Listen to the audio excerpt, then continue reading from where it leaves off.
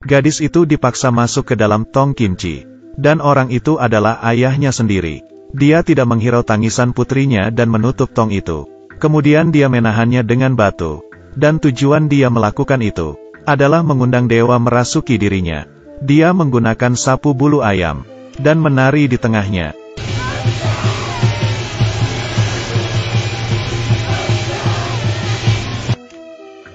Angin berhembus kuat. Pria itu seperti sedang dirasuki. Tubuhnya terus bergemetar.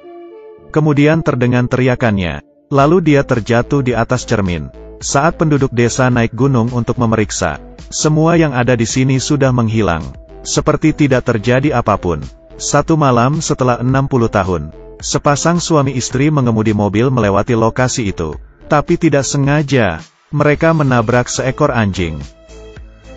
Pria itu membuka pintu dan berjalan ke depan. Kemudian mengangkat anak anjing yang sekarat, dan ditaruh ke dalam bagasi.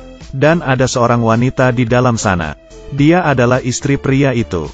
Untuk menjalani kehidupan yang baik dengan pacarnya, pria itu memutuskan untuk membunuh dan menguburkan istrinya. Dia terus-menerus menyekop dinding batu di depannya, dan mengali lubang yang bisa menguburkan mayat. Dua tali berhenti di tengah, tapi langsung diputuskan olehnya. Tampaknya dia tidak memperhatikan mantra di atas.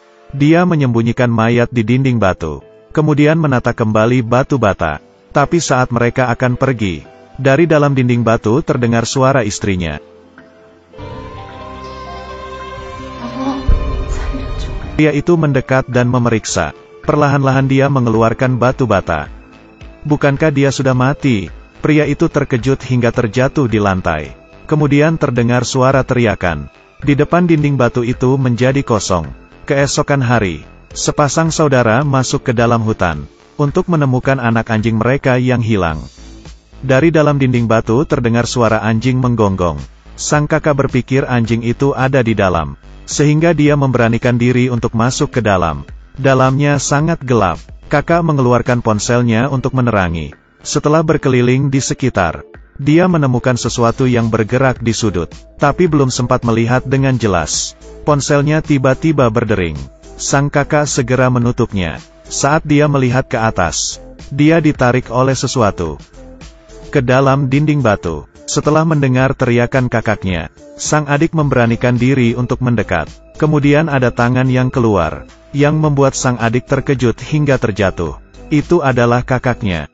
Dia segera berlari keluar dan membawa adiknya kabur. Dia pergi meminta orang tuanya untuk datang ke sana. Tapi pria itu tidak menemukan apapun.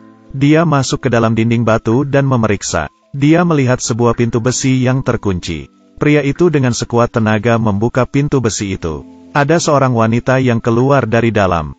Kemudian dia mengeluarkan busa putih. Mukanya berubah menjadi hijau. Dan akhirnya mati di pelukan pria itu. Segera polisi menutup lokasi itu. Polisi Kim yang sedang memeriksa, menemukan sebuah foto yang penuh dengan debu. Di dalam foto ada seorang pria dan anak kecil. Huizi yang melaporkan kasus ini, sedikit kesal dengan pertanyaan polisi. Dengan marah dia membawa suaminya pergi dari lokasi itu.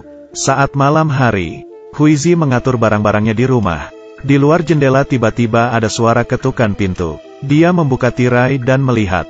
Ternyata seorang gadis kecil. Huizi segera membuka pintu dan bertanya mengapa dia ada di sini. Tapi gadis itu tidak menjawab. Bahkan matanya tidak berani melihat langsung Huizi. Huizi yang baik hati membawa gadis itu ke dalam rumah. Dia membersihkan tubuh gadis itu yang kotor. Huizi memutuskan untuk memandikannya terlebih dahulu. Wanita itu membuka resleting gaun gadis itu. Dirinya sangat terkejut. Punggung gadis itu ditutupi oleh luka memar. Siapa yang begitu kejam? Dia dengan hati-hati membersihkan gadis itu. Tapi itu membuatnya merasa sakit. Setelah mandi, Huizi memberikan pakaian kepada gadis itu. Gadis itu seperti boneka. Dan saat itu, gadis itu membuka mulutnya. Mama, suaranya persis sama dengan putrinya. Huizi bertanya tentang namanya. Namaku Junsi. Junsi. Namaku juga Junsi. Ini sangat menakjubkan. Tapi Huizi tidak terus bertanya. Setelah menenangkan Junsi, dia pergi bekerja seperti biasanya. Namun saat Huizi pergi, Junsi terbangun. Perlahan-lahan dia berjalan ke dalam kamar. Di sana ada ibunya Huizi. Melihat nenek yang tertidur, Junsi perlahan-lahan berjalan masuk.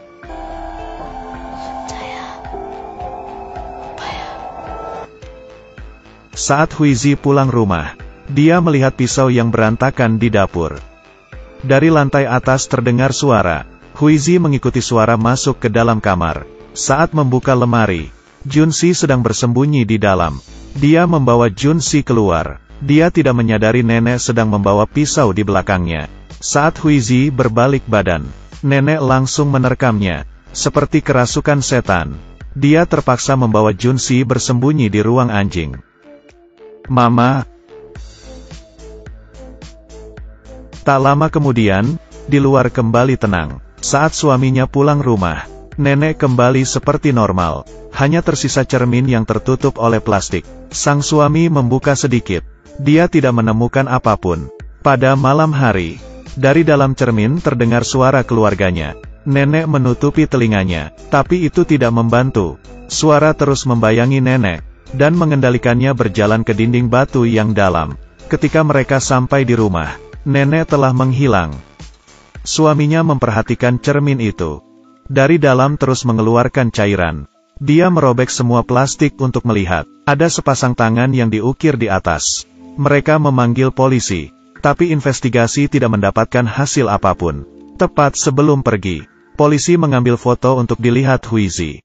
Gadis di atas adalah Junsi, dan ini adalah foto dari 80 tahun yang lalu. Huizi ingin menanyakan kejelasan dari Junsi. Sepasang tangan menghentikan Huizi. Itu adalah wanita buta. Dia memberitahu Huizi, mereka bertemu dengan roh. Ini adalah hantu legendaris. Dapat meniru suara, dan menutupi hati orang. 80 tahun yang lalu, pria ini dipilih oleh roh. Jiwanya secara bertahap dilahapnya. Dia mulai menggunakan hewan untuk mencoba efeknya. Kemudian roh itu menduduki jiwanya. Dia memotong lengannya dengan pisau. Dengan menggunakan darah untuk memancingnya. Kemudian membuka pintu. Membawa putrinya keluar dari kandang babi, dan dipaksa masuk ke dalam tong kinci, dan ditutup untuk selamanya. Kemudian dia berdiri di tengah mantra, dengan menggunakan sapu bulu ayam, dan menari seperti kerasukan. Kemudian seluruh tubuhnya bergetar, dan kepala jatuh di atas cermin. Lalu dia membawa semua barang menghilang. Saat itu lonceng berbunyi. Penyihir berdiri dan menyentuh, dan berteriak agar wanita itu berlari pulang rumah. Wanita itu mulai berlari sepanjang jalan. Dan di rumahnya, putrinya yang berusia 5 tahun sedang tidur. Tapi terdengar suara Huizi yang terus memanggil namanya. Junsi. Junsi. Mama. Junsi datang sini, kita harus segera pergi. Putrinya mendengarkan suara, perlahan-lahan turun ke bawah. Gadis ini perlahan-lahan berjalan masuk ke kamar mandi. Dan dia melihat seorang pria keluar dari dalam cermin. Gadis itu ketakutan dan segera melarikan diri, dan bersembunyi di rumah anjing. Sepasang tangan keluar dari cermin dan menariknya. Dirinya yang ketakutan segera masuk ke kandang anjing. Kemudian suara ibunya terdengar lagi. Tapi orang yang masuk adalah Junsi. Dia menggunakan suara ibunya untuk mendekati gadis itu. Junsi, kemarilah.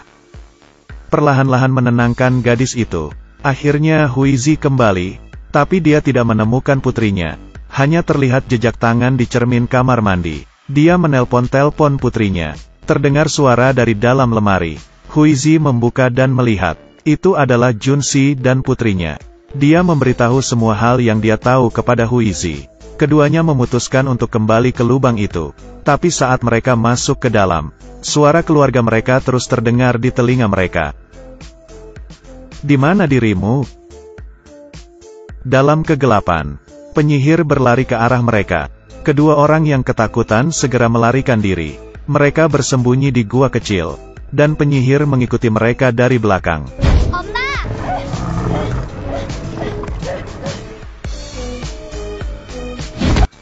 Huizi ketakutan dan berlari ke depan. Dia menemukan dirinya masuk ke dalam kamar yang penuh dengan cermin. Dalamnya penuh dengan suara keluarganya. Huizi menutupi telinganya dan bersandar di cermin. Sepasang tangan memeluknya dari belakang. Dengan suara suaminya, terus-menerus menariknya masuk ke dalam cermin. Untungnya suaminya datang tepat waktu. dengan palu menghancurkan semua cermin.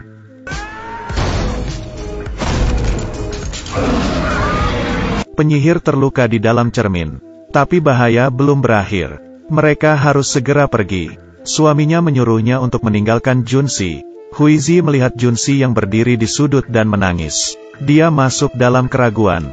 Akhirnya dia ditarik suaminya pergi. Oma, nanti kasih saya. Oma. Kedua orang memanjat tangga ke atas. Tapi saat mereka akan sampai di pintu keluar, Huizi terdengar suara Junsi lagi.